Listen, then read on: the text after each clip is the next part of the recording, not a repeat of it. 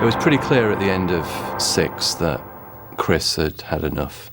He'd been very successful in Britus, and there was an interview in one of the science fiction magazines which said wild horses wouldn't drag him back. And then Rob and I split up. After the Series 6, when Rob and Doug split up, it did feel like that was it. You know, we wouldn't be doing any more. We were thinking, what's going to happen now? Is this the end?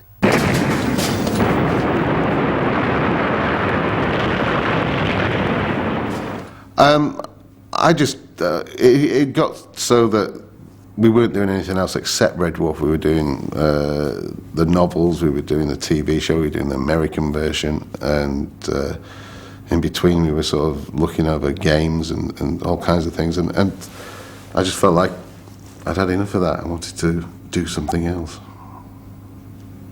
It was something that Rob had suggested several times throughout our writing career. The first time, I think, was just before we went into the studios to record the very first series of Red Dwarf. And the second time was right about season 4, and then the last and final time was sometime after 6, when we were doing a series for ITV called The 10 Percenters. It's the pressure of knowing night after night I've got to go out there and give the performance of my life. You can do it. I know you can. Go on, Charles, go out there and knock 'em dead.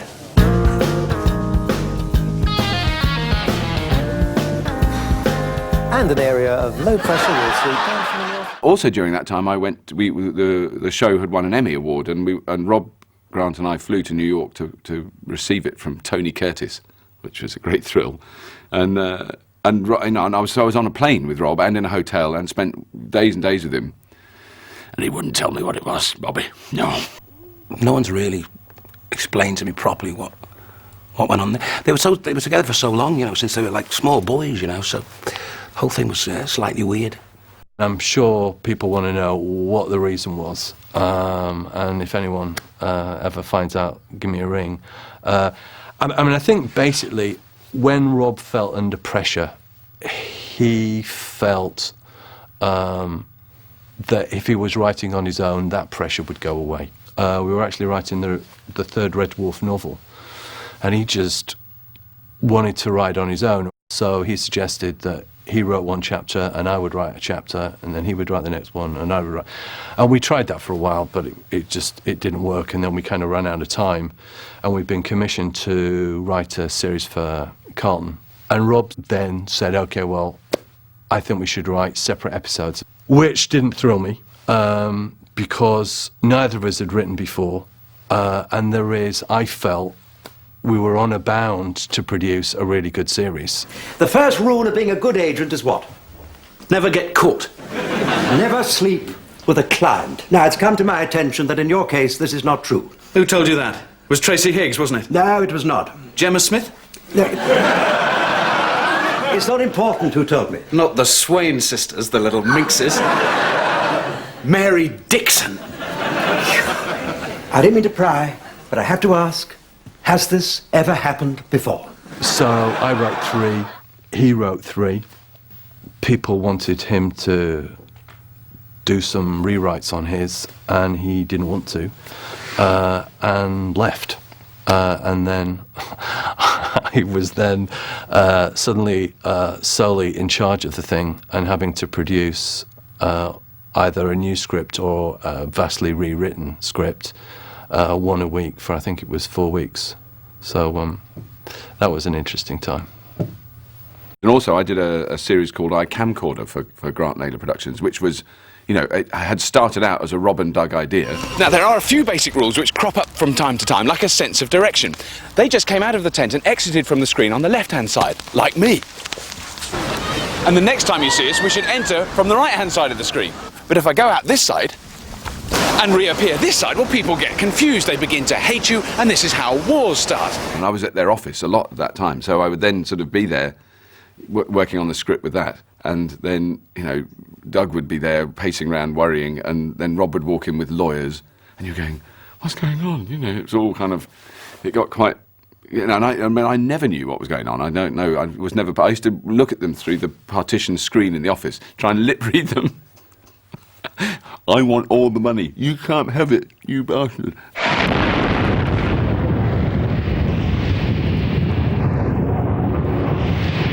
Because of the state the show was in, when he decided he didn't want to write anymore, it caused a big problem. Because clearly the BBC wanted to make more, the fans wanted more. It was a successful show, you know, so it was just, his timing wasn't spot on. So I started to try and put the team back together with Rob. That wasn't successful. The first thing I did was get Ed. I thought that was important to get Ed because Ed had always been, he's a great comedy director. He's very funny outside of the show. So I met up with Doug for a drink somewhere in Soho. It was a long drink. Red Dwarf always needs a sort of leader because, you know, when myself and the others, you know, stand around and, you know, want to get the anecdotes out of the way for 5 hours before we actually start doing any work, you know, you need someone to say, right, we're going to start work now. It was remarkably unexciting in the respect that it felt like I'd never been away. Do you know what I mean? There wasn't one party popper when I came back.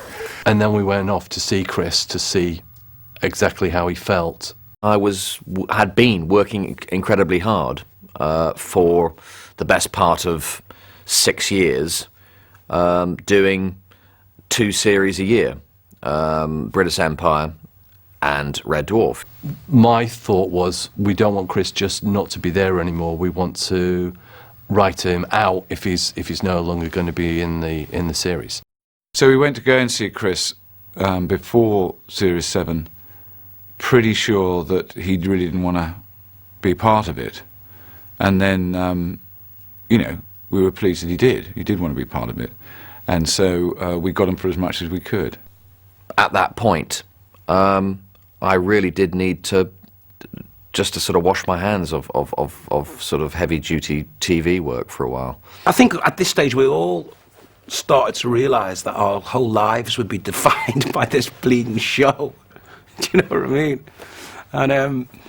And you're either comfortable with that or you're not comfortable with it, you know. Around Series 5 and 6, there certainly were production problems, problems somewhere around the management level, frankly, that made life on the floor in rehearsals and getting the show shot more stressful than they probably needed to be. Chris had got used to the way British was shot. It was a much more conventional sitcom. With Red Dwarf, we were constantly trying to, you know, push things as far as they could be pushed.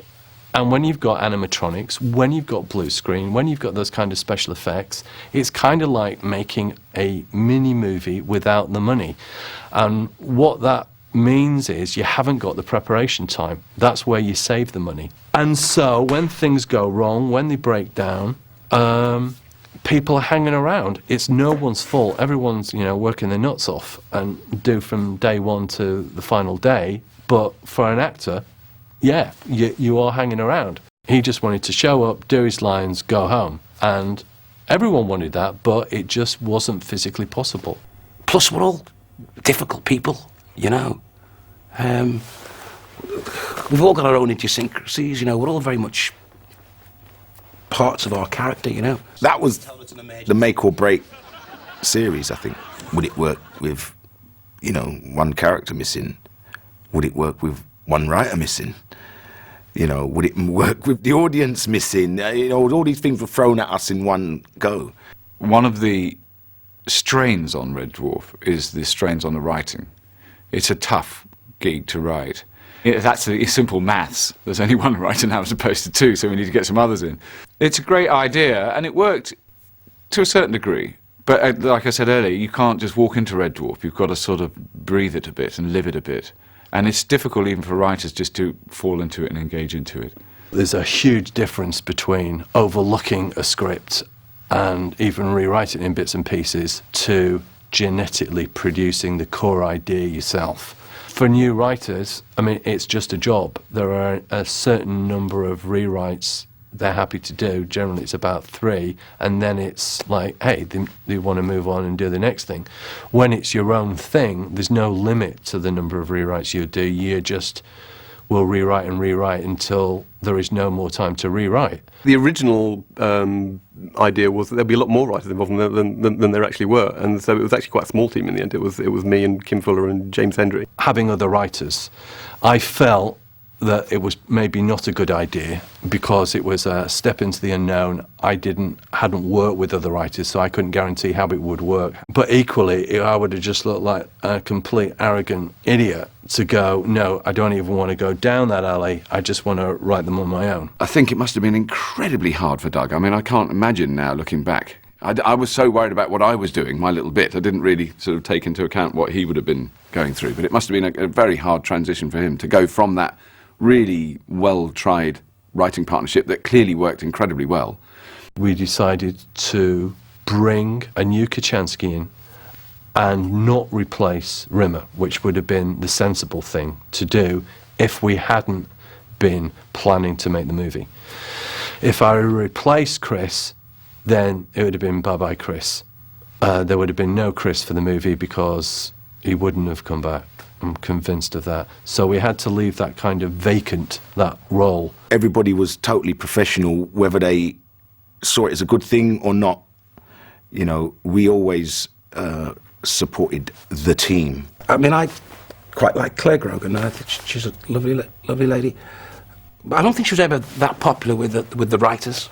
For the audition, what I read at the audition, she was quite strict. Very, very intelligent, which is a challenge, and very professional, and bossy, which I am. It just felt right. I just wanted to say sorry for the dear John, it was cowardly. What dear John? Oh, that, I've completely forgotten. Seems like years ago. It was last week. I remember we were auditioning her, she's sitting on a sofa, and I went, yes, this girl is funny, and she can act. That's great. And she looks great. I just wanted to see if we could be friends, that's all. You haven't answered any of my email, and I just hate not being liked. I'm a like junkie. Ed had shot a series with Jasper Carrott called The Detectives, and he'd shot it in a different way. It'd been shot without an audience, on video, but it was single camera. Without the restriction of the audience, you can do much more with lighting, you can be much more adventurous.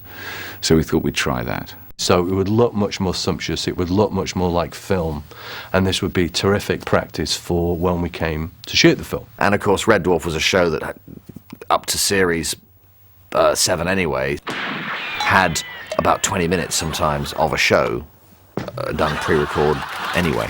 And you had time to kind of look at your script and go make sure you knew that bit, because you're only doing that bit. You're only doing this little bit, 4 lines. And you walk in, diddly-diddly, diddly-diddly, diddly-diddly, and that was it! You can have a cup of tea! I was like, yes, this is so good. But I also gave something else, and that is you could do a slightly more different, more dramatic, I guess, kind of performance, because you have the time to sort of work with it. But I think, you know, by halfway through the entire series, I really missed the audience, because I think all of us came from a live performance background. So when there was a crowd in, you know, the flip side of it was we all raised our game when there was a crowd in. There was a lot of talk about how it wouldn't have the right dynamic or the same dynamic that they'd been used to before. I don't think necessarily that during the filming you noticed that, but certainly we hired a studio at Teddington to show the whole series in front of an audience over 2 days, I think, and that was very difficult. Sometimes the audience will laugh over the feed line and completely miss the gag, you know. That's what's good about doing it in a live audience, because you can wait, you know, if they've laughed over the feed, you can wait and sort of, you know, look around and stuff like that, and then deliver your punchline, you know, but you can't do that if it's already been filmed. And the audience actually did react very well, but it was, I think, a very difficult dub for the dubbing mixer afterwards to try and get the audience reaction in the right places and at the right levels. You got the before bit for about 900 Clearasil commercials! I loved the look of Series 7, because to me, I mean, the first episode of Tikka, I thought, holy cow, it looks like the X-Files, fantastic. Red Dwarf tended to lean itself towards production value, so we thought, well, here's a way to inject a bit more. The format was slightly different because Rimmer had gone off, or was going off, and Kochanski was coming in, and also it was being shot much more like a movie. It was all single camera. It's not comparing like with like. It's comparing something that's sort of the 2.1 version with the, you know, it's like the software has evolved.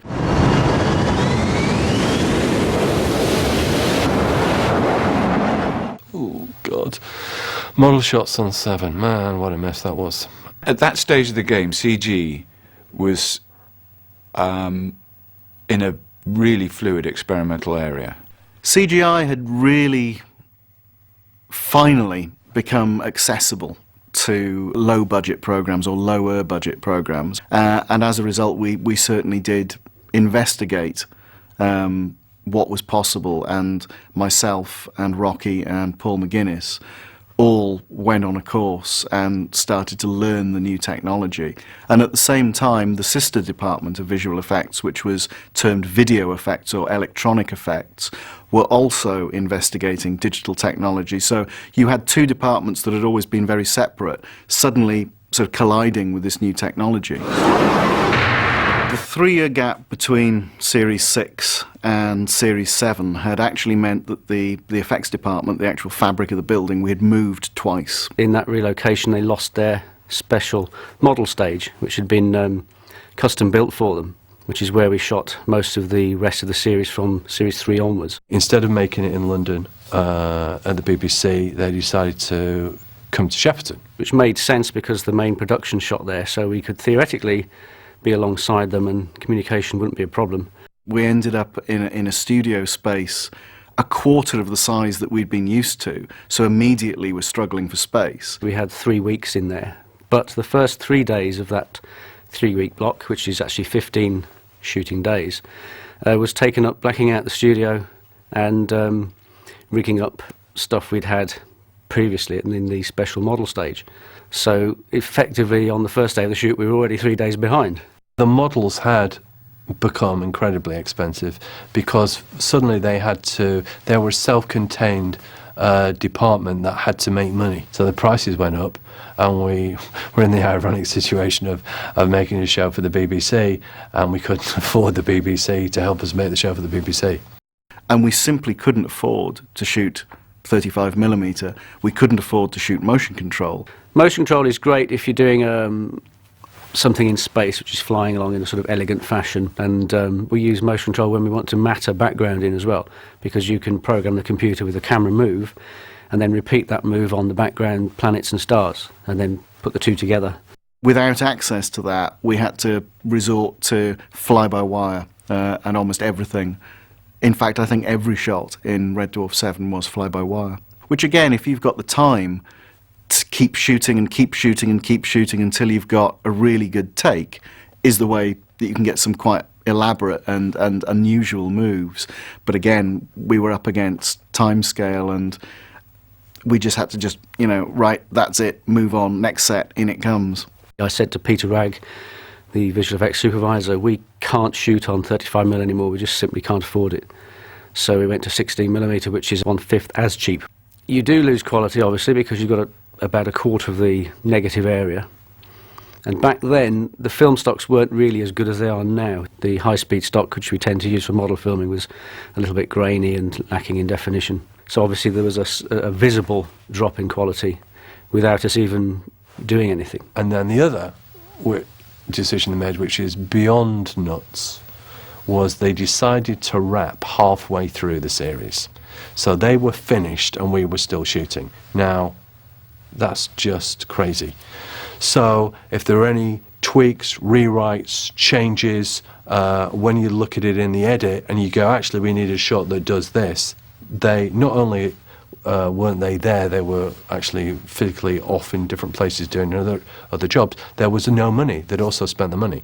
So it was like, what do we do? I think there was about 4 or 5 weeks before they delivered to the BBC, and I ended up taking an animation that I'd done up to the edit suite where they were finishing off Series 7 at the time, and showed that to Doug and Ed, and they kind of looked at it, and there was a sort of sequence of planet Earth, and there was a light kind of flying past towards the planet, and they were kind of going, can you put a spaceship in there instead? If we hadn't used Chris, there would have just been black or missing bits or stories that just didn't make sense.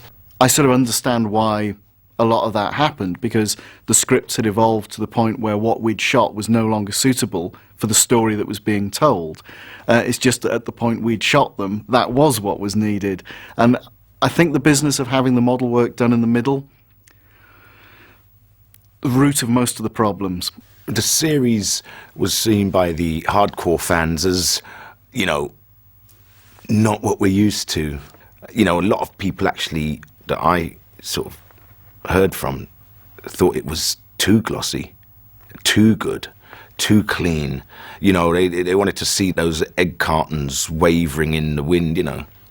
To me, I thought it looked great, but I don't know if the audience... I think the audience were in love with the sitcom, and this was more of a comedy drama than a situation comedy. So I think Series 7 didn't get the initial reaction that I think it deserved. You know, I think people were put off by the change of style and change of direction.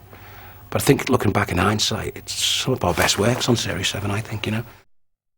You guys said Kennedy was a great prez. He was. He was also an inveterate womanizer. His affairs were legendary. They never came out when he was alive. Every man has his weak spot, his Achilles heel. Kennedy's was just higher up. Well, you know, as conspiracy theories go, I mean, it's just as valid as all the others. And also plausible. I actually think it really happened. I think the crossover between the comedy and the storytelling worked really well in that episode. Kennedy was sentenced to 3 years in an open prison in July '65. J. Edgar Hoover became president. He was forced to run by the mob, who had pictures of him at a transvestite orgy. If Kennedy hadn't been assassinated, it was quite possible that what happened in the script could have happened. So it wasn't just wacky and crazy and made up. Michael Shannon, who played Kennedy, was just spooky when he was lit properly, and he had the voice really well, sort of chillingly well. And it's such a poignant voice, I think, for that generation. You mean assassinate myself? Yeah, it'll drive the conspiracy nuts crazy, but they'll never figure it out. Yeah, I was talking about having considered, you know, more considered performances, being able to let the performances breathe, not always going for the comedy. You know, I mean, I think that's one of the great things about American sitcoms is that they allow for sad moments in their comedies. It doesn't always have to finish with a massive big laugh. You know, there was quite an interesting thing when PBS called the Dallas TV station and said, "Have you seen the first Red Dwarf show that's going out?" And they went, "No, we haven't seen it yet." And they said, "Well, think you should take a look." And in fact, they had one complaint from their viewers, which was about the cannibal scene, which they thought was offensive. I suppose one of my biggest memories on that is finding Farnborough Airfield. We had to find an empty building that looked sort of 50s, 60s, and a space where we could park all the cars and, you know, make it look like an empty street scene, which is actually quite difficult to create anywhere in London. But which is one of the reasons why we did use a lot of locations out at Farnborough. There's this huge runway, and then down at the bottom where the planes start, not where they end. So it's safe. Where they start, there's all these buildings around the bottom. We had to do quite a long sort of denouement type shot, four-hander talking together. But I just remember it's a long shot next to an airport at rush hour. And that means tricky. Vegetarian, single,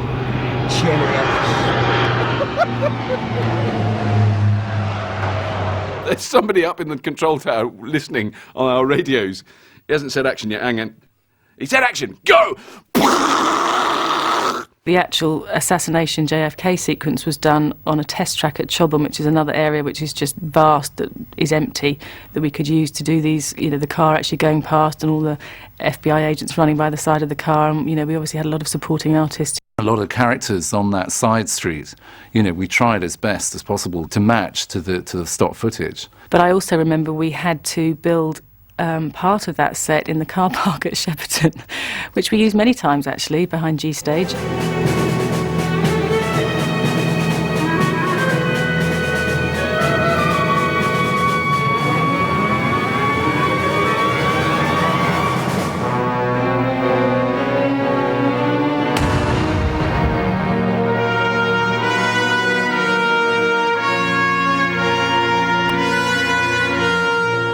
It did not look like Dallas, though. The footage of the assassination, it's like, where did they get this colour footage? Because it kind of looks spot on. There's a danger of overdoing it, and it just looks like it's stock. In fact, at one point, Ed wanted to make it all black and white. And to me, it looked like the real footage. And I showed it to a few people, and they went, God, how have you got the real footage? We wanted to make it look authentic, but still keep it within the realms of Red Dwarf. If you go off to stock footage and you're suddenly going, well, I'm not engaged in the story anymore. We're looking for locations, always looking for locations. And that location came up, and it was Cliff Pinnock, I think, was the location manager. He said, look, I don't know if it's any good to you, but look at this. And we went, oh. It was actually the place where they tested the Concorde engines, and it was the most fantastic-looking place, a lethal place to stand in at full pelt. And that's one of the times when you actually go, OK, let's find something to put in it. It was basically a great big propeller in a tube, but the propeller must have been 30 or 40 feet high. And you could see the kind of splats of presumably insects or something on the walls of this perfectly round white thing. And it blows wind round itself at, I think, Mach 5,000 miles an hour. It can, so you wouldn't last long. There's nothing to hang on to. There's no handles. And we did have a problem there. I think we used dry ice at one point when there's a scene where the cast are walking towards camera. It wasn't flat, so that with 4 of them walking towards camera, some of them were walking up on a level, and one of them slipped over. I think the cameraman slipped over because the dry ice made it very slippery. It was quite a sort of eerie place to be, but I think the lighting job on it was brilliant. And again, it just shows what sort of level we were trying to achieve towards those last series. We suddenly went, God, this is a sitcom. We're doing a BBC sitcom that looks like this. You know? When you saw the footage coming back, you go, my God, that would not shame Ridley Scott with a $10 million budget for the day. Basically, it was a real top corridor shot, let's be honest. It could have been done in a corridor, but it was fine, thank you very much, and a whacking great wind tunnel. I've always been a bit of a technical whiz when it comes to these kind of gizmos. There were some props that were going to be carryover, and the time drive being one of those. We'd obviously seen it destroyed at the end of Series 6 by Rimmer. But the new script, it was obvious that we couldn't just use the same thing. It had to be portable, and it seemed to, fling them back and forth in space as well as time. I went to a convention, a Red Dwarf convention, and I thought, I'm going to be God here. Everyone's going to adore me. And I arrived at the convention, and a man came up to me and said, the time drive can take you from one time to another, but you cannot move location. I said, yeah, but the time drive is broken. Kryten didn't know how to operate it properly. You broke the rules of the time drive. It completely ruined my enjoyment of the series, and I've never watched Red Dwarf again. And that was the first thing that somebody said as I walked into the convention. And I thought, but we made the time drive up. It's just a lump of plastic. Hello? Hello? Bastard. Stoke me a clipper. I'll be back for Christmas. We thought that, if Chris is going to go, let him go in the way he likes it best, as Ace. I wanted to do an Ace Rimmer episode as the final one for Chris, and I wanted to do a big, huge, hero-like opening sequence. That was as good a way to leave the show as any, really. It was very poignant, lots of sort of as emotional as I suppose you get in Red Dwarf. In a way, it could be one of the writers, couldn't it? It's your buddy. Me and Chris by this time were friends, I mean, we'd not been great mates through some of the early series and all that, but we'd all sort of grown up then. And so I was quite sad, seeing him go. Stoke Me a Clipper went through so many variations on script that we simply didn't know what we were building from one day to the next. And the big opening sequence, jumping out of a bomber on the back of a crocodile, we had started work on Ace Rimmer fighting simulants, jumping out of a battle cruiser on the back of an alien. And then it's, oh no, everything changed. So again, another process where we'd started work, everything got pushed to one side, and quickly we need a crocodile.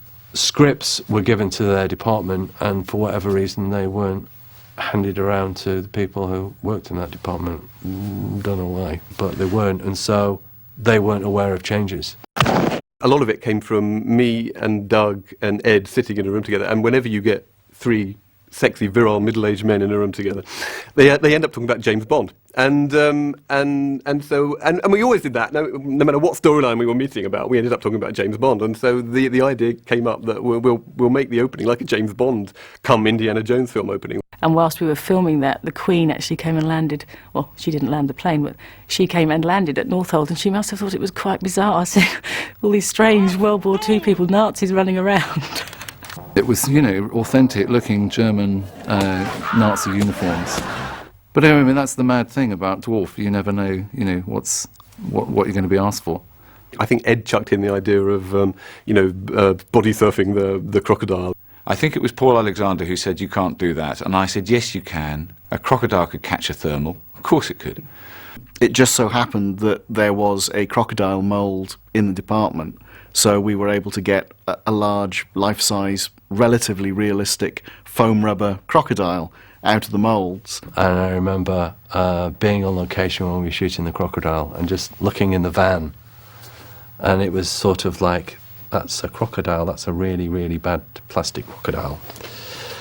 We won't be using that then, obviously. That's not our crocodile, is it? Looking around for another really good animatronic crocodile that looks like a crocodile. No, that's the crocodile we'll be using then. I think Ed and Doug both thought it looked like a big rubber crocodile and was a bit expressionless and lifeless. But crocodiles don't actually have a lot of expression. So we ended up going back in and building in things like lips curling. Crocodiles don't have lips. And it's a shame because it made that whole opening sequence, like, so cheesy. So unbelievably cheesy. And I guess on Red Dwarf sometimes you're covered in that sense. Sometimes when we just do stuff that's really, really bad, people think it's a brilliant parody. And we're taking the mickey out of, you know, whatever, when it's just bad. It's one of those things you have to try and make it live as you're struggling with it, you know, because it was just a piece of latex. And it's got to be, you know, getting the better of me. It brought puppeteering to a new level, frankly. That's Doug again at his best. We were recceing for the German sequence with Ace Rimmer, and he phoned me up. He said, I think we need something else, and I've had this idea. And it comes straight out of left field. But, you know, as you listen to it, you think, yeah, man, that's a fantastic idea. The medieval sequence was the bane of my life. It took us a very long time to actually source a company who actually, you know, do jousting, medieval jousting, as a hobby. They were real. They weren't extras. They were actual real people from the medieval period. They spend the rest of their time in a gallery in Holland in a Peter Bruegel painting. They really made an effort. I mean, they do sort of, you know, really get into it. Some of it, the period details, not quite, but then we weren't making a documentary. It was...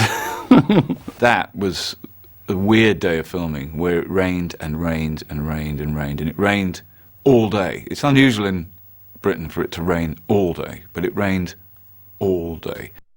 I got up in a sunny place, and I got in a sunny car, and it was bright sunshine. I had my dark glasses on, and you drove out in the beautiful sunny countryside, and it was clear sky in the summer.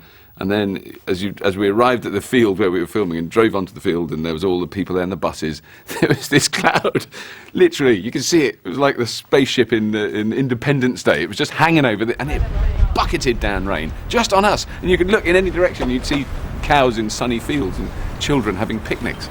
It was so cruel. Towards the end of the shoot, I remember looking at Robert sitting on a horse. I said, "You all right?" And he went, I don't think I can really go on much longer. I said, "What do you mean?" And he pressed his face, and water came out of his eyes and his ears, his nose and his mouth, like that. Chainmail and water, don't go. Especially when it's not real chainmail. It's just bits of mop, right, which are extra absorbent, which have been sort of knitted together and sprayed silver. And the donkey ran off and wouldn't be caught. We couldn't get out of the field. The wardrobe vehicle was so heavy and it had got so bogged down in mud, we were actually pushing the vehicles out of a field to get out. And I swear that cloud moved back over West London with Ed. It just followed him. This bloke who was all sort of like, all dripping. Just remember him in his wet anorak, which wasn't waterproof. Look, it's all gone through. I'm soaked. He was so depressed. Yes, we had to reshoot with Brian Cox because it was so windy and wet that the canopy had water leaking down it. You know, it's not very King-like to have a stream of water splatting down all over the place, and it was very windy, you couldn't hear properly. So we had to reshoot his sequences, yeah, in a car park in Shepperton. Where I believe Howard Burden, our costume designer, did a little double for him. Yeah, I look great. All those Rimmers.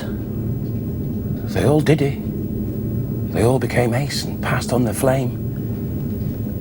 Are you really going to be the one to break the chain? I think the original script finished just with the funeral, and I think it was pretty much Doug's idea that it would they'd shoot out Ace's coffin, and it would go into all these other coffins, and then you pull back and you see it with the rings of the planet. It was just fantastic. There's a whole end sequence which is one of the reasons really why I want to do films, when the Rimmer's pod joins the Saturnian ring. And, you know, in a movie version, that would have just been, you know, terrific, breathtaking. But with the budgets that we get and blah, blah, people are going, oh, look at that little CGI pod clinking about. And it takes away from the moment, which is a shame. We're scoring the music for it with Howard. And he did this amazing piece of orchestral, moving, climactic moments with changing chords on string tones, which were, you know, incredibly difficult bits of orchestral work. And it was very, very moving, all this stuff with the music. And I remember Doug and I looking at each other going, Christ, I hope we can match that. I mean, that was sort of how that worked.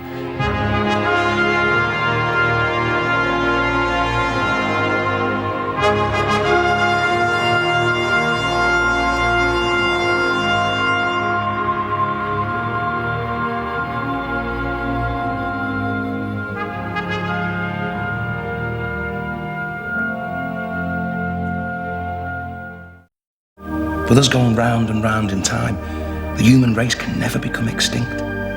We're like a kind of holding pan. I was actually just sitting around the office one day, and there was a picture of this, you know, little black baby. Black being the operative word, meaning very dark. I goes, who's this? I said, oh, that's the baby that's going to be playing Lister. I said, but Lister's about 15 hues lighter than this. You know, this is like, you know, Gary Wilmot being played by Sidney Poitier. Right, so I said, and he's, you know, he hasn't got the fat cheeks.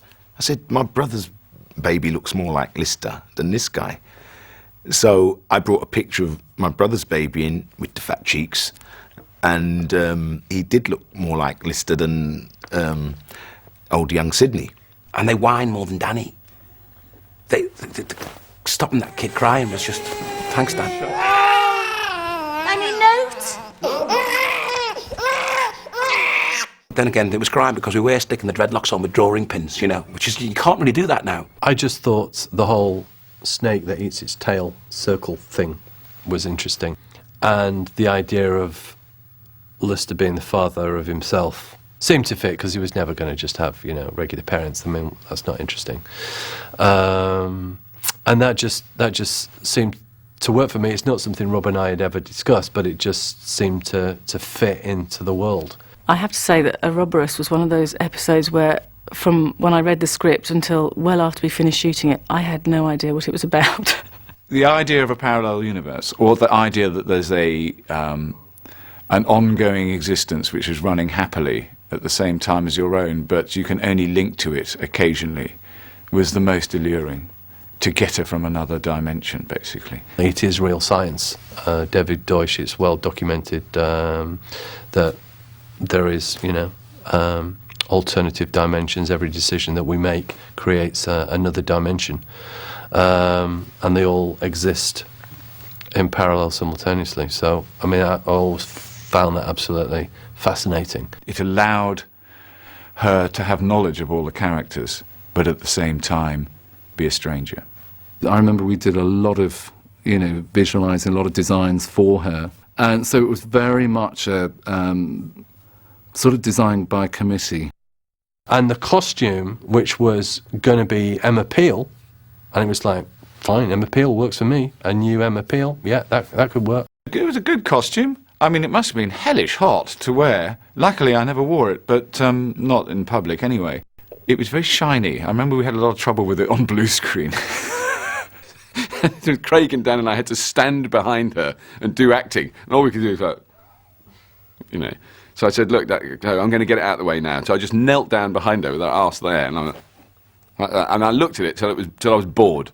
She changed the pants, I think, at one point because they weren't comfortable. And then the new pants just expanded. It would swell during the day. It would mould to the shape of your bottom by 4 or 5 o'clock in the afternoon. It was saggy. And so physically, she didn't feel confident, and she played someone much more uptight than had been written. You mean I'm stuck here with you? Priscilla, Queen of Deep Space?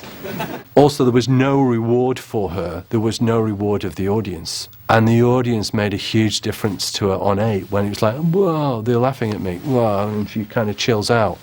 And we got rid of some of the worst aspects of the uptightness, the costume, the hair, and just the sheer experience of working with the guys, which I have to say she adored from day one. When I first saw her, I was quietly sort of anxious for her in a kind of paternalistic, sexist way. The little lady could be a little bit shocked by some of the things we say. Boy, was I wrong. My thoughts were mainly, what is Red Dwarf going to be like without Rimmer? I just thought, maybe this is just going to fly away and they'll never need Rimmer again. Miss Kochanski, ma'am. I don't suppose you've read my proposal for a new Space Corps salute. Rimmer? Yes, ma'am. Have sex with someone and that's an order. Yes, ma'am. Right away. That was really nerve-wracking. But everybody was friendly. But it did show. And what was with my hair? I looked like Elvis. A lot of it was done against blue screen, and I remember thinking, how the hell do they know, how they're responding to themselves over the sort of a gap that isn't very far away? Yeah, there's a lot of left and right business going on, people shaking each other's hands, who are themselves. Things like eye lines have to be plotted around the studio, so there'd be big crosses taped to cameramen's heads. The others probably had a total professional understanding of what was going on, but I was like, what? We're in a tube? Or like toothpaste? No. What are we doing? Why is it wobbling? I mean, they asked me to do this big leap, which for Craig would have been a piece of cake. He'd love it all. But suddenly there was a girl on board, a bit of a sissy girl on board too. I'm not doing that. I might hurt myself. I think it was a cruel initiation. On your first day, you'll be wearing a beautiful log dress and you'll do dancing with a beautiful prince. No, you'll hang by your waist from a very painful wire and we'll shoot a crossbow through your thigh. Shooting Kochanski through the leg.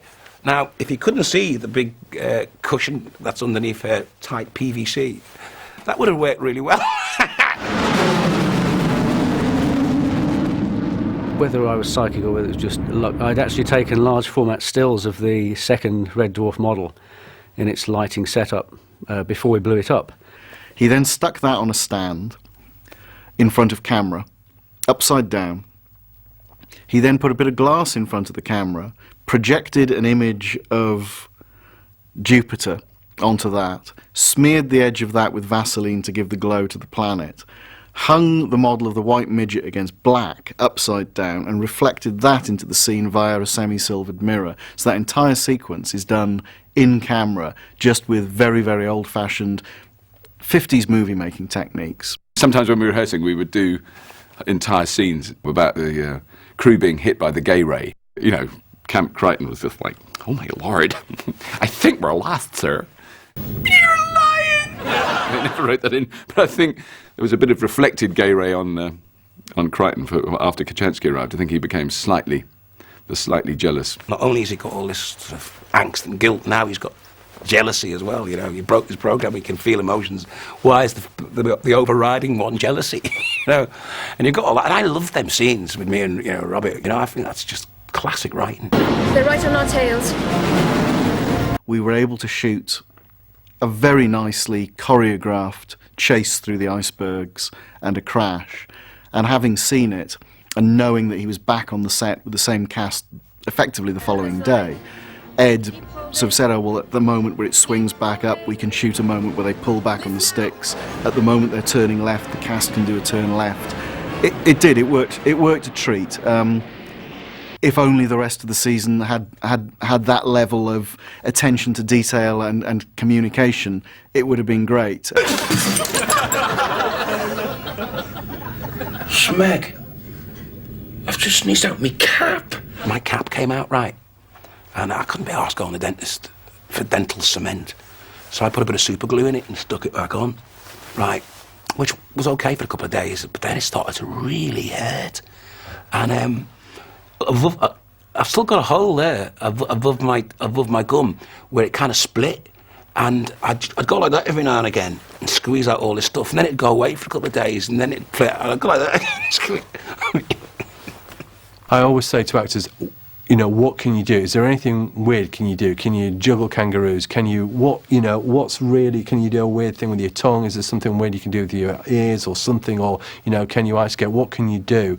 And then if they're able to tell you, you can then incorporate that in stories, and it just makes the characters more kind of three-dimensional. I can remember coming back to my mum one time and saying, he's very good at writing, Doug. You know, he gets everybody spot on, but I really don't think he's got me terribly well. My mum just looked at me and go, right, spot on, spot on. I don't know how he did it. The opera game, how did he know? But it's so awful because I watched it afterwards and I thought, God, am I really like that? Yeah, I'm really like that. Doug does that with our whole lives. Do you know what I mean? I mean, that's why I think some of the stuff, although it's blown up and becomes caricatures of it. I mean, some of the most bizarre things are based on real life events. That's what makes them slightly plausible, and that's what makes them work, you know. I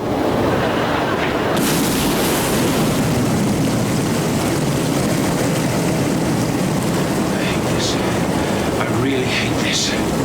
It's a favourite episode of mine, and I love what they go through in that thing. And I mean, it was those things of sort of like Lister's vulnerability, Lister being scared and not knowing what to do, and but trying to put on a brave face because there's a girl there, you know. I think it was one of my favourite episodes. It was very like Marooned. I mean, Marooned was a very, it was a two-hander basically, Marooned with me and Chris, where, you know, you can do dialogue and tell stories and do backstories and, you know, just expand the character and, you know, tell you a bit more about his history and stuff like that. The relationship between her and Kryten was so tense by that time. He hated her so much by that time. She was so annoyed by him. She was so premenstrual. Those pipes were so awful. You just thought, any minute now she's going to breaking point. I'm saying this because I know it's not, you know, a well-liked show. And it's interesting just because how it was perceived.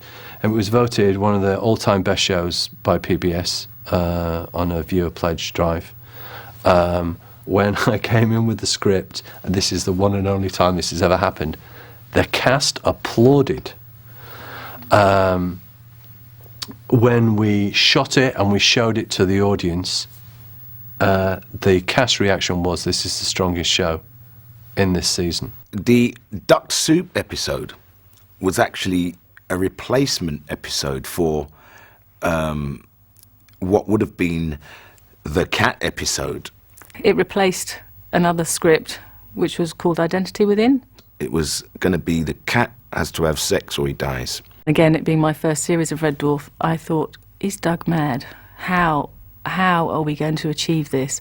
I mean, it had everything in it that you should be able to achieve if you have a really healthy, fat budget, and we didn't. It was quite epic. In my memory, it's this kind of epic story that would have cost a fortune to shoot. It had Gelfs, it had an entire African village, it had Catwoman. And because it was concentrated on Cat, it meant that the other characters were kind of slightly marginalised, I think, and there was a feeling that although it was really, really good, it wasn't quite right for the series. And the other guys would have been so jealous that we couldn't film it. There would have been a mutiny if the cat would have got that episode, I think. We needed to do a show that didn't have enormous amounts of complicated design. Because we basically ran out of money, it was shot entirely in some ducts, which were in the car park too at Shepperton. And I think with collusion with Mel, we said, well, look, we can create something here quite cheaply which will give an impression of something much bigger than it really is. And suddenly there was this thing that we're going to be in this water duct and they were all going to get saturated. So it was we had, budget had been spent, so we were sort of making it up out of sticky back plastic and whatever we had to hand. It was great to film, really uncomfortable to film, really hot as well, because we were filming in a set that was only that high. It was only sort of hip high. The whole thing was filmed in that, so everyone was in these boxes for hours, and it does get hot, and you're just crawling around on your hands and knees with a rubber head on. The very last shot, I think, of the entire series was when the water comes rushing through the duct and they get pushed against the bars. And we had to do it in the car park because we weren't allowed to have that much water in a studio. It's not safe.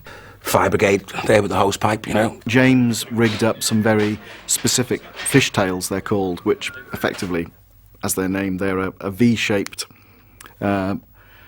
outlet normally used for gas, but if you connect water on them, they'll spray water out as well. So these were bolted to the set to give sheets of water, and we literally just fired fire hoses at the cast. You did have, think that all these guys that are doing their work with you for the last 16 weeks or whatever would just getting rid of their anger. I really hated you on this shoot.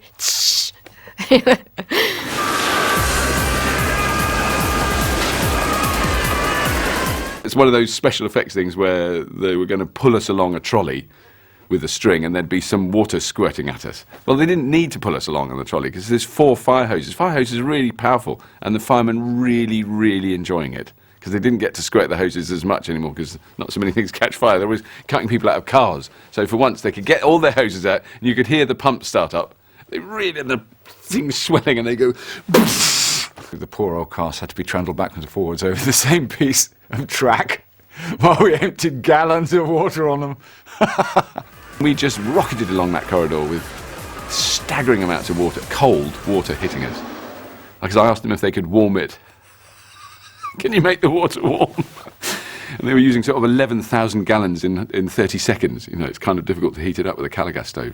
I tend to always get put into water in all the things I do. I died in water in Blade. I died in water in Casualty. I tend to always get the fishy roles. So how do you get to be claustrophobic? Are you born that way, or is it because you're kind of sissy? No one knew he had claustrophobia before then. But the story about why he had claustrophobia I thought was hilarious. And that was one take, that was. In the end, he relented.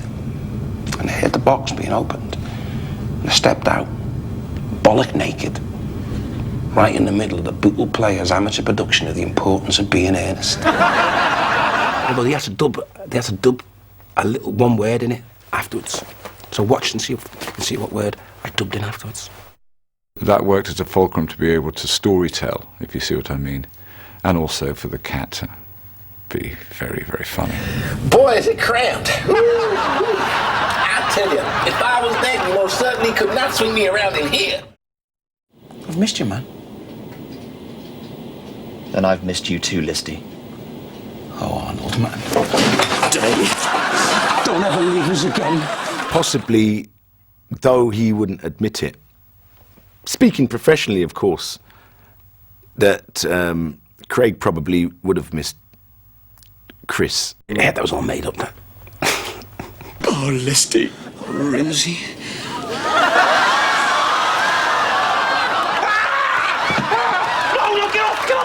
Yes, kissing Craig Charles. That was something that you got to build yourself up for. They had a long history, those two men, and they clearly relished that moment. There wasn't any. There was none. Because I think I've been in other situations in stage plays and things where two straight blokes do a kiss, and there's always that kind of jocular afterwards where they're kind of embarrassed and do that. That didn't happen with Chris and Craig. They were fine. I think they were holding hands for a while afterwards. It was all sort of a bit gooey. It was one of those things where, dare I say it, the the foreplay was more exciting than the actual event.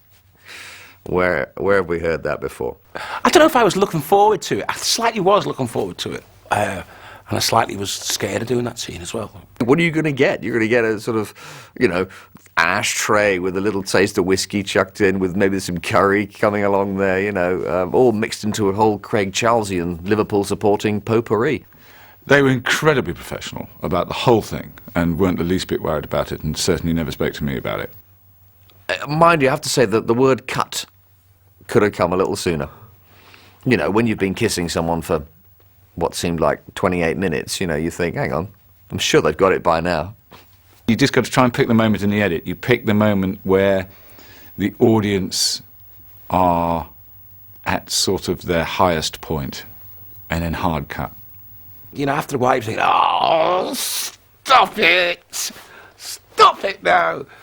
Hang on, I just realised I described my kiss with Craig as good. I mean, not that good, but it was fine. I was so tempted to make him do it again.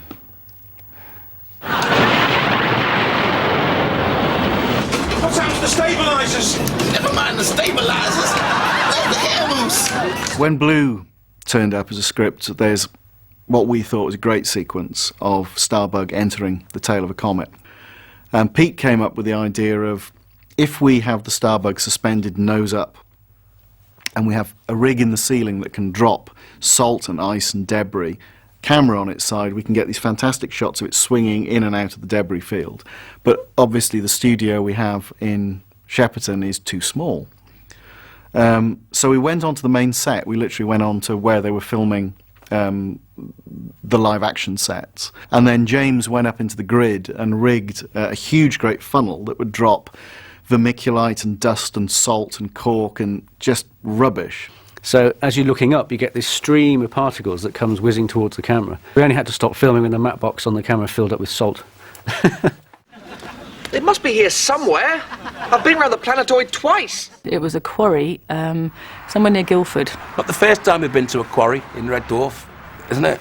Jesus, we go to quarries all the time. That's the moon. Now, of course, I'm not a golfer. Even a putting green in pool at the age of, 15 was just an absolute nightmare for me. So there you are, on the day, everyone's setting up the camera and sound and getting, LEDs, working out his shots and things. Ed sort of says, I think you guys should go and practice because we don't want to spend all day waiting for you guys to get a good shot. Yes, good.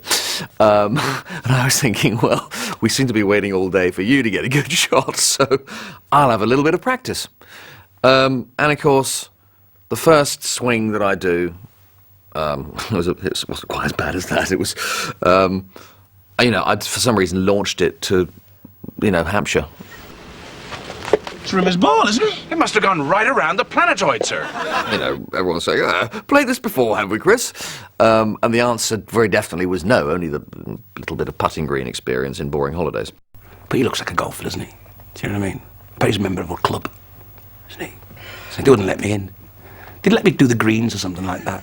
Come to the take, of course, 4, 5 efforts, was it? And the best we managed to get was me swinging the ball, moving a metre, and me going, oh, you know what, expletive. Number 58. Okay.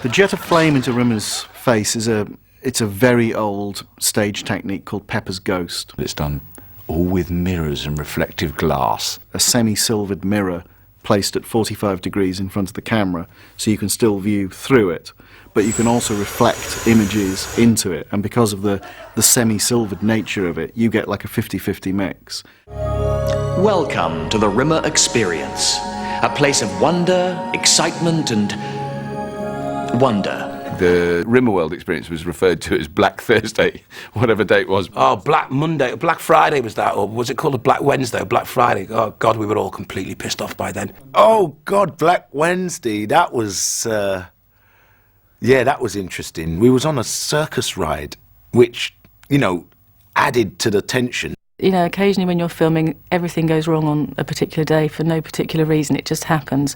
And there was this scene, and it was just taking ages. It was that thing where we come in through the doors. We kept having to be wheeled back in this truck. So of course everybody in this truck was like this. One more time. You know, all those faces like that. We weren't acting there. We just all given up. I obviously going through a different thing compared to the rest of the crew and cast. I'm like, this is great, isn't it? Isn't it great? I don't know, Black Wednesday? Yeah, it's blast. Why was it Black Wednesday? Rimmerworld stuff, right? And here's this whole thing for him, like, you know what I mean? Sort of like this whole celebration of Rimmer. I know what to do. You just give me the action and I'll do it. No, I'm kind of like, you know, I'm kind of... Woo! Well done, Rimmer! You know, he's gone off to greener, greater pastures. And there's us for the millionth day in Shepperton Studios, just like working 12-hour days, getting home really late, and just learning your lines and up again at the crack of dawn to get back in. And by this stage, we'd just had enough. And there was that awful song, right, with Rimmer doing da, da, da, da, da, and like, oh God, it was excruciating.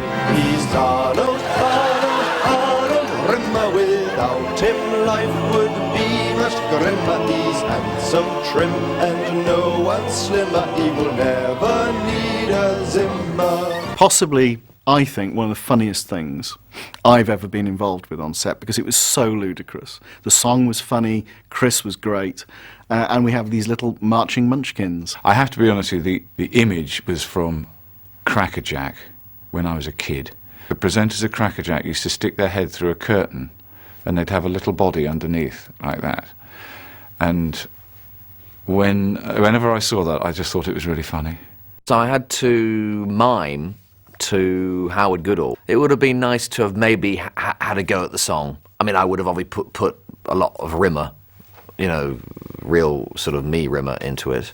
We went out and bought 3 commercially available, what are now termed plushie toys, I believe, but they were little soft toys, and we ripped the heads off them and we stuck a circular collar in the top, absolutely rigid, that would give them a very, very clean matte line to put Chris's head on too. And having got these sort of naked puppets, they were all sent off to Howard, who built fantastic replicas of Rimmer's costume in miniature. Yeah, great. Loved them. So I suppose it's a bit of a disappointment that I never got around to seeing it, but maybe they thought they'd have to wait as long for my singing to get any good as they did for my golf.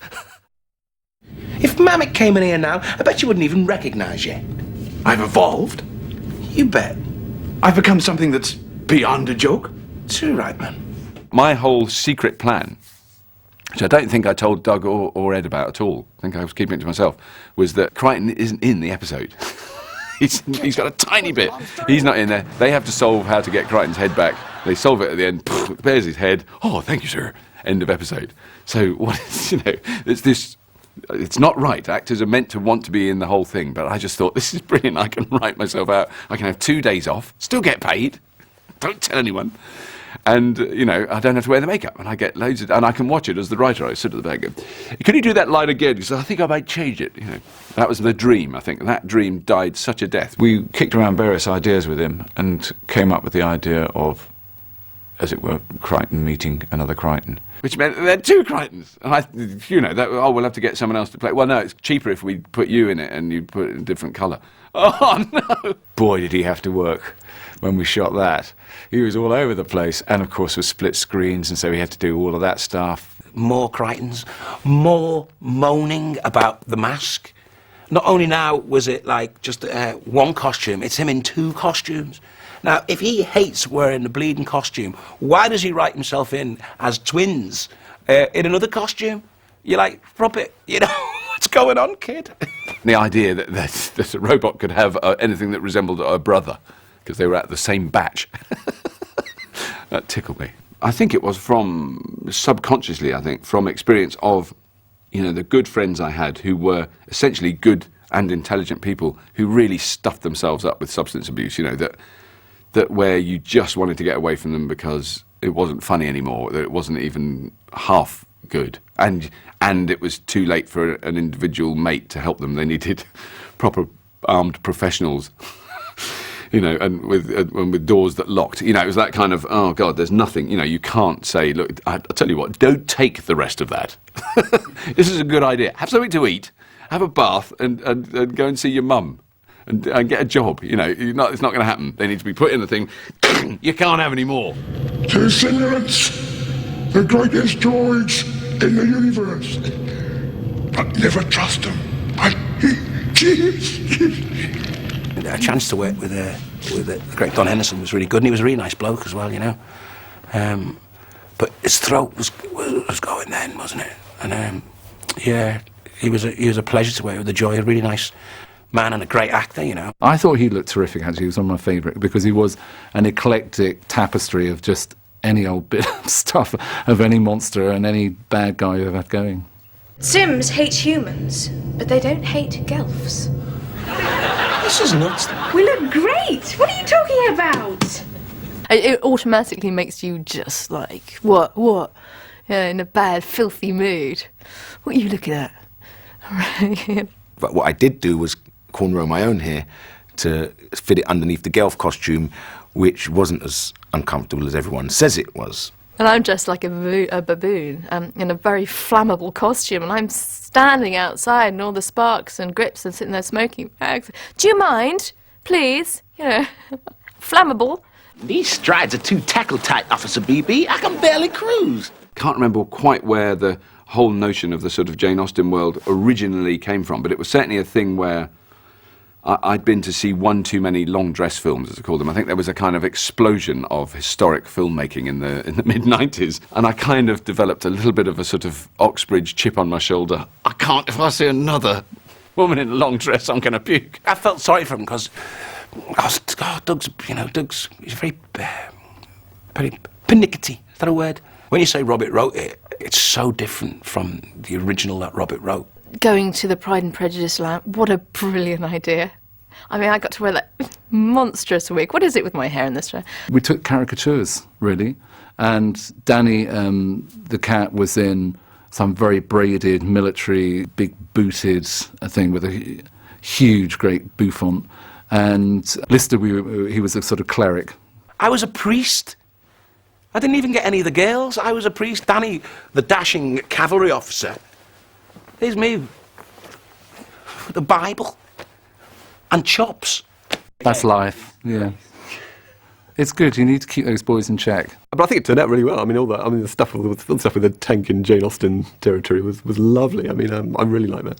Just borrow the T-72 from the WW2 game, and then I think we'll have everyone's attention.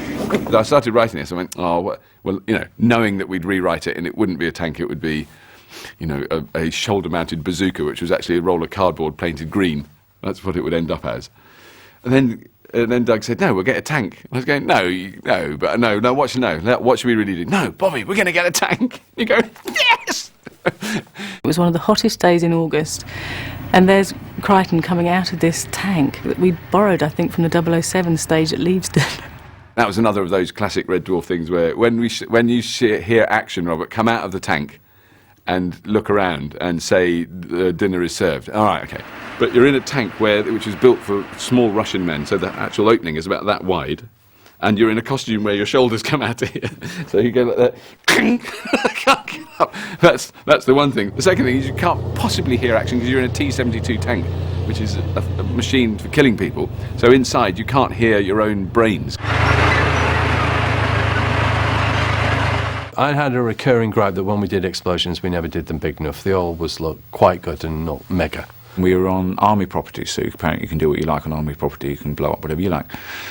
And when it came to the explosion, we weren't quite sure how big the explosion was going to be, so we had a couple of cameras sorted out for wider shots and tighter shots. I said supper is ready.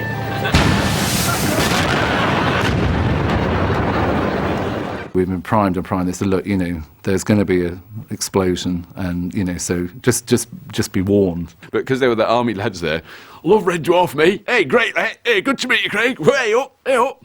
They were all coming in their Land Rovers and their armoured cars, and they brought with them something like 250 yards of C4 ribbon, which is the stuff you wrap round a bridge. tie it off, put a charge through it, and it blows bridges up. The army said, you mustn't tell the neighbours. And the production team said, well, why? And they said, because if you tell them you're doing an explosion, we'll have to tell them every time we do an explosion. And the deal is we just don't tell them. But that explosion, you know, was just unbelievable. 5, 4, 3, 2.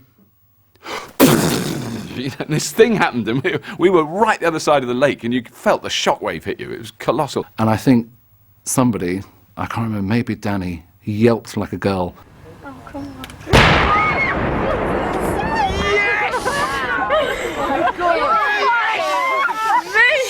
I was watching in the little hut next door to the explosion, which the Radio Times photographer had his lens pressed right up against the glass so he could get a great shot. The blast was so big it pushed the shed back a couple of inches. I think the Radio Times photographer got a shot of his foot, the ceiling, and his own face going, "Ah!"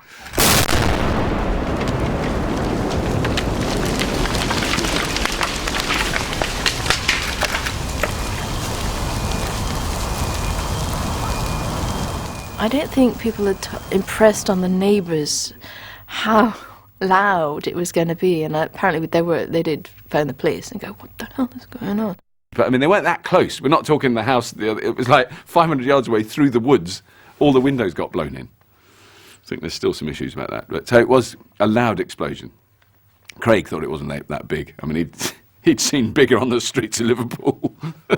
Bits of gazebo fly into gardens, through windows, on people sunbathing, who, for some reason, got pissed off and ran out of their houses and chased Cliff Pinnock, who had organised it all, down the road, I think. David, come on. You got a virus, it's fatal, it happens. Doesn't mean we can't be friends. No touch and dial.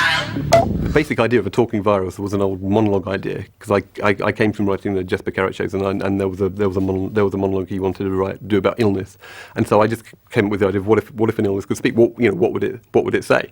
And it would just say, I'm just doing my job. I mean you no harm, but my job is to kill you, and your job is to try and fight me. And so I thought that would be a good unusual villain. I think there was a discussion we had at one stage about David Cronenberg, who admired viruses. He said that viruses are to be admired because they're so tenacious and they're so they preserve themselves. It's a really dark idea, and that darkness I think is there in the episode, and I think in a way, the darkness inhibits some of the laughs, because there is something really, really yucky about this talking virus being in his body, and he's about to die, and they have to amputate things in order to. I mean, it's there's no way to write that as kind of a. It's not Terry and June, is it really? Funny enough, that was again at Farnborough. They had a lot of areas, engineering areas, that were completely out of use, that meant that we could go in and actually create what we wanted to do. And Mel did a fantastic job, making it look completely snowbound, which, it really did look freezing cold. A myriad of ladders, tunnels, pipes, which you bang your head on, which we all did. I wasn't the only one. Everybody that day banged their head on something. It was designed as a head-banging area, I think. I sometimes stop on holiday and look at those and go, good location, because I'm a bit sad. Hey guys, check this out. There's a woman in there. But when they actually bring that back to the studio and open it up, we actually had to do it in the studio, and it was a fiberglass case that had been made by Special Effects, and they wanted somebody to be inside it, and unfortunately we asked our runner to do it, and she very willingly obliged, and the poor girl got shut in there while they did their lines and fluffed their lines and redid their lines, and of course when we opened it, the poor girl could hardly breathe. And a great big hi to all of you out there in Flesh and Bloodland. And tonight, Dave Lister, assisting vending machine style operative and spice food connoisseur, this is your death. A lot of the time you think, when you hear voiceovers, that, it's a 7-foot black ex-American footballer. It's actually Gary Martin. Awfully nice white gentleman from the country. I've been doing cartoons and films for years and years. I've voiced over 2,500 cartoons. I do things like Dennis the Menace. Well, this guy's like this, he talking like this. Your action master is here like this. There are 2 words you need to know to be able to do Sean Connery's voice. Right, darling, did you spill my pint? And they are Sweaty bollocks. Hey, I'm the Sugar Puff Daddy. You always put the full stop in the wrong place. Yeah! Feel good! Ah! And suddenly, you will shout for no reason whatsoever. Girl. Oh, I'm out of here! Where's my agent? And I think sometimes as a voice guy, yes, you need to be subtle, but you must choose danger sometimes, and hopefully with Epideme, I chose a bit of danger. To have him actually be there to perform live helped a lot. I was in one of the corridors on the Red Dwarf set with a microphone, a monitor, and I think I had a pair of headphones on so I could hear what they were saying, could see what they were doing. But they really they didn't know what I was going to do, so I probably didn't even need a microphone, because half the time I was so loud they could hear me. And he could speak so fast. And he was so confident. It was just, I love that. He was really, I'd always blow it after he'd done his lines, and if I had run after him, because I'd be just watching him going, brilliant. Oh, sorry, me. Sorry. We just used to sit there. Well, I did, and sit there and look at him. It was really good. Can you do the other one? In the first draft, he was very kind of traditional, sort of Alan Rickman-esque kind of pompous, kind of slightly pompous villain with witty one-liners and stuff like that. And there was at one point there was even talk of getting Patrick Stewart in to do the voice, because as you know, Patrick Stewart's a fan of the series, and they thought, oh, let's get Patrick Stewart in. He's got a good voice. Let's get him in. And then I think Doug and Ed decided that because the rest of the episode was so dark that it would be better to make it more overtly comic, the character of Epideme, because what he was doing was so awful that he should have a more. And so we came up with the idea of making him like a game show host. I wanted the character to be in your face, no holds barred, they hit the ground running, all those cliches that they didn't give them a chance to breathe. Ask me a hard one. A hard one? A hard one. I also wanted that kind of The Exorcist kind of feel, that kind of Linda Blair. So you had all these other characters come in talking like this, or, yes, goodbye, Yumis, this kind of voice. How does he do it? How does he get it down there? In the Leviathan. The Leviathan! And conceptually, it is a good idea. It's got one huge flaw, which I think Ed knew immediately. And the huge flaw is that it's very static. It's kind of radio. Because you've got sort of a twirly thing, which is meant to be your villain. It's a bit like Lord of the Rings. It's you've got a giant eye, and that's your villain. Whereas at least in Lord of the Rings, you've got Christopher Lee and the Orcs as well, sort of doing the villainy. So it was Ed, I think it was Ed that came up with the idea of extending the zombie thing. So that there was some action at the start of the episode. I've always wanted to shoot a zombie film. I love shots of grisly feet landing and splatting around all over the place and climbing up inside his bed. They always did that to me. It's like, how can we make Craig sick today? Hey, Craig, you got a bed scene. Oh, great, but she's dead. Well, the thing is, if they'd have explained to me that they were going to cover my face in copy decks, I probably would have run a mile. When you spend all that money on, Clarins and Clinique creams for your face, and then somebody slaps copy decks on it, it's kind of, that's a bit disconcerting. Craig was kissing the zombie, and he did a bit. It was in rehearsal, and they were on the floor kissing away, and he went, hey, guys, look at this. And he pulled her teeth out with his teeth and spat them out. It's not very often that I actually can't speak because I'm laughing so much. And when he did that, I just couldn't breathe. He also did it in the show. But it was never as funny as the moment he first did it, because I had no idea who was going to do that. Ah! Oh, Jesus! Ah! Ah! It's all right, money act. I'm quite sort of a sturdy girl, and of course we all know that the sets are quite unsturdy, aren't they? So I kind of, felt that I was going to go through the back wall every time, because we had to do that take a few times. Oh, come on, Rumpy Pumpy, Chris, let's hit the springs. Not only am I snogging a dead girl, they're like beaten up by a right looker. I mean, what are they trying to say to me? There was no need for rehearsals. Spot on. Knew what I was doing. Gave it my everything. At the time, my hair was as long as it could. Well, it was down to my bottom, and it was all backcombed. And I actually couldn't. The makeup lady couldn't get it out of my hair after the filming, and she had to actually get in the shower with me, which was a little disconcerting and quite cramped. Can I have some details? Something a little bit more inspiring than can I hack off your limb? Doug said, in the weird arcane continuity of the Red Dwarf universe, there was a thing where Lister was meant to lose his arm. And so that was what we thought. Well, this is great because this ties in with established continuity. So they chop Lister's arm off. It's not enough. It's a big sequence, and everything's being triggered live. Kryten's using a hand prop with a light in it that needs to tie up with a practical pyro effect on a fake arm that has to be chopped into segments. I almost love making an audience go ugh more than making them laugh. It's just great hearing a whole room full of people go ugh, and that's what they did when Lister chopped off his arm. Yeah, I got my arm sawed off, snogged a dead girl, got punched in the face by a looker. Yeah, just an average day at the office for me, that. Leave it to me, sir. I know how to make contact. Can you hear me, you pesky little critters? We want our ship back, and we want a new arm for Mr. Lister. Are you receiving me? This was James Hendry's episode. And James Hendry had seen this really good Horizon documentary back just before we were writing it about nanobots. They were just becoming big in sci-fi at the time, nanobots. And James had done something that unheard of to me with research, and he'd actually got a transcript of this Horizon program, and it was really fascinating. The idea that the tiny little robots could go around and rebuild Red Dwarf, rebuild arms, make a planet, was just I thought, what the heck? Somebody's making this all up.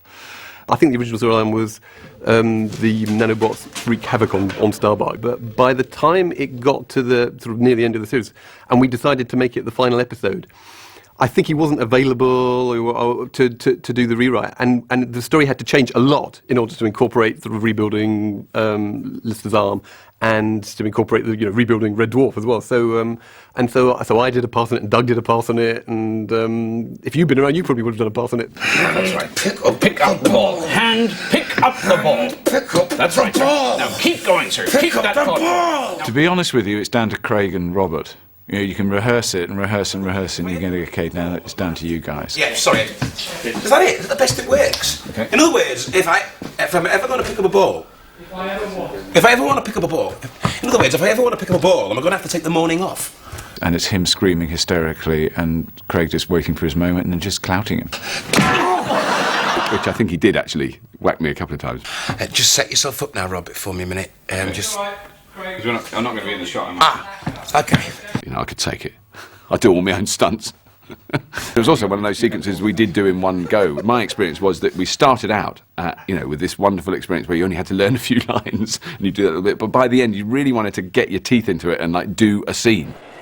We knew that there needed to be this red-hued planet with electrical storms and dust storms raging around it. But the planet itself was the snow planet redressed. And we were letting off small pyrotechnic charges, which were meant to be the impact points of lightning.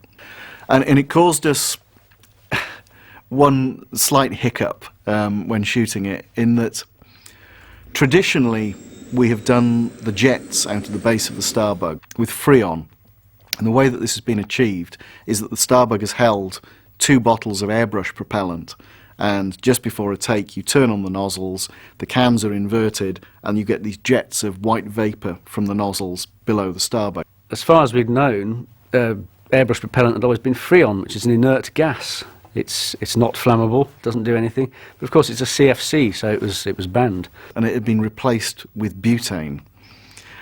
We knew this, but it hadn't registered. So we crammed the bug with airbrush propellant, turned on the jets, and then set the pyros off, which ignited the butane. And instead of 4 lovely white streams of vapour out of the bottom of the Starbug, we had 4 gouts of flame out of the bottom of the Starbug. And I thought that looked very dramatic, and suddenly everything got very hot. The bug gets swung back onto set, drops onto his back, still on fire, in we go with the fire extinguishers. And I'd lost all the hairs on my arms, and a fair bit off my head. But I actually needed a haircut at the time, so it wasn't too bad. All right, dudes. I think what started my return, my eventual return to Red Dwarf, was a convention in 1993 that I attended as a sort of reporter for Radio 5. Right, I'm with Rob and Doug, the writers of Red Dwarf now, and what happened to my character, Holly? Well, I'm very upset about this. It's gone, I hear. We wanted to get superior actors. in the show by degrees, really, and then that was the first move, getting rid of the deadwood. Get rid of the deadwood. I interviewed Rob and Doug, and you know, we had a good laugh, and I think that was the beginning of me coming back there. Thrilled that he was back, and we had suddenly, you know, a world-class Mona in our midst, something we'd missed. When I first started doing Red Dwarf, Norman was the only person I knew. And when, you know, so I thought, I'm doing that series with Norman in it. Of course, he wasn't in it. It was like the end of the series, and there's just this middle of a big studio and doing these lines, and you just come back, you're a stranger. I felt I'm just a stranger. I'm gate crashing the party here. He's back. Kicking bottom or what? It was funny going back, yeah, and being Holly again, yeah, because it was a long time since I'd done it, you know. I'm being serious now. It was a long time. He's just a funny man and a great presence. I mean, he moans a lot, but he's generally got a point when he moans.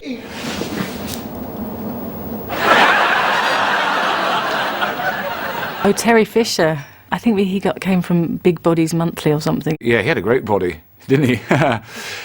I mean, you just couldn't help but stare and blush. Yeah, God, I've just got a vision of him again. And action. He was absolutely extraordinary, because he wasn't that tall, but he was just huge. I mean, his upper arms are the size of... I haven't got any part... There's no part of my body big enough. You know, these guys go down the gym and they work out and they pump iron, You can't pump your head. So they get these massive bodies, don't they, with that tiny little heads on top. I remember him going around the back and just pumping them up so his veins stood out, and then, I mean... It looked like rubber. I mean, it didn't look like a real body at all. And, you know, bless him, he had a great sense of humour, and he was quite happy for people to prod him. You couldn't pinch skin. I had to go. I wouldn't have a go. There was no loose bits on him, anywhere. You know, like here. Anybody's got, like, a bit of wobble somewhere. There was nothing. It was like, you'd go like that, and it was like doing it on marble. It's like, you know, I'd get a little bit somewhere. Robert touched him. I didn't touch him. I didn't know we were allowed to. My God, no, it was phenomenal. Disappointingly, at the end, I didn't quite get that right. His head, if you look, folks, carefully, is slightly off to one side to the body, where I've joined the two together. Should have shot his head on blue screen, then manipulated the background, and then be able to make a perfect match, but I did it on a split screen. My fault, sorry. I want a poster of that. That's the after. I'm still at the before stage.